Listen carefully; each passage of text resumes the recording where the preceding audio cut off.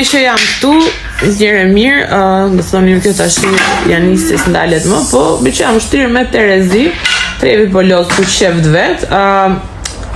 Unë kam pas përshtypje që të ndash eksperiencën tënde të më mësis në Instagram, të shtatzanis apo qoftë edhe të fëmijës tënd.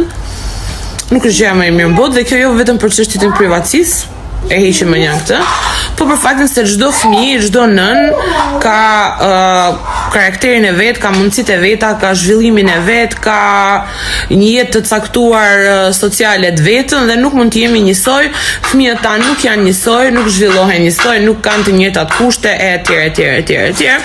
Dhe nuk do doja kurrësi që asnjë nën të ndjehej keq apo më pak e zonja se unë, apo fëmija vetë më pak i mirë se imi, prej postimeve të mia.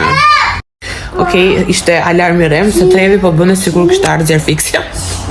Dhe po thoja që gjithmonë e kam pasur shumë problem këtë gjë, jo se unë ndjehem keq kanë çfarë shoh dhe çfarë dëgjoj vërdall nëpër Instagram ose çfarë postohet, sepse marrëdhënia ime me trev edhe me mëmsin është aq individuale dhe bëj aq si më thot koka ime, domethënë sa është vështirë të ndikojmë dhe ka doktoresha.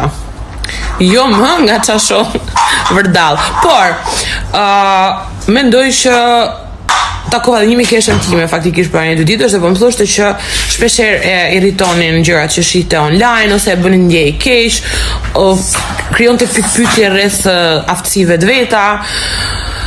Dhe sigurisht mendoj që kjo është gjëja më e keqe e mundshme, sepse ne, mamat e Instagramit, mendojmë që po inspirojmë apo po influencojmë, ndërkohë kam përshtypjen që më shumë po prishim punë se sa po rregullojmë.